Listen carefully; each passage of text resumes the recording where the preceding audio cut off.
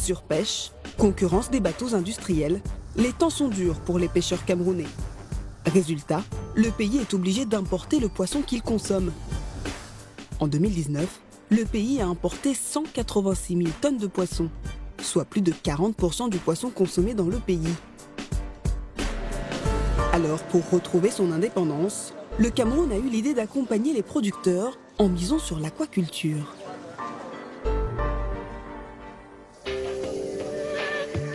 Dans la région du littoral, Boris Kamgo a ouvert cette exploitation d'aquaculture il y a quelques mois. Dans ces bassins d'eau douce, des tilapias gris et rouges sont élevés depuis leur naissance.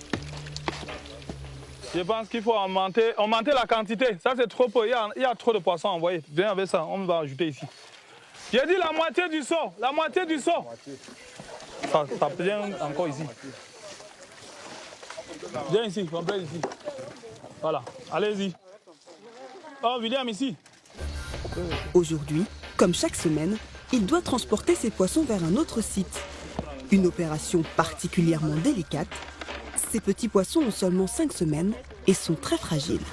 Donc on met les alevins dans les emballages, on met l'oxygène, ils peuvent tenir pour 2 heures. Donc on met une protection pour que pendant le transport, le plastique ne se pèse pas. Donc dans chaque plastique comme ça, on en met environ 2500 à 3000 poissons. Il faut aller vite pour que les poissons arrivent vivants à destination. Boris veille au grain. Certains membres de son équipe sont encore en formation. Arrêtez le dernier tour là d'abord, on finit avec ça. Donc après l'emballage, on doit aller très vite. Vite, vite, vite, vite, vite. Dans ces sacs, 25 000 tilapias sont chargés dans les camions. Direction le site d'engraissement à 1 heure de route pour la prochaine étape. C'est sur le fleuve d'Ibamba qu'il a installé 19 bassins.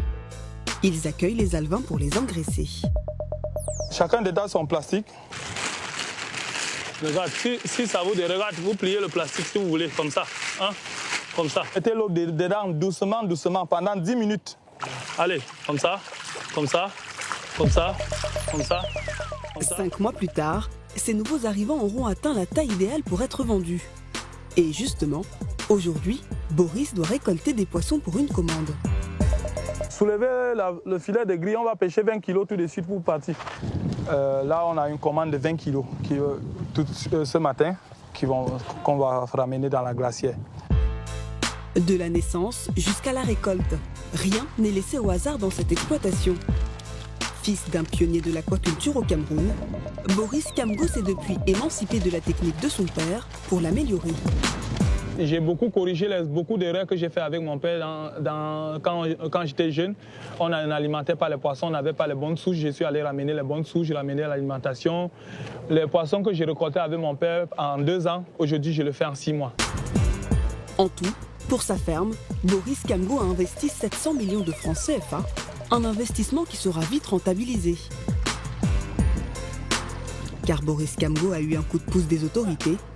Depuis le début de l'année 2020, le Cameroun n'autorise plus l'importation de certains poissons d'eau douce. L'objectif, soutenir la production locale.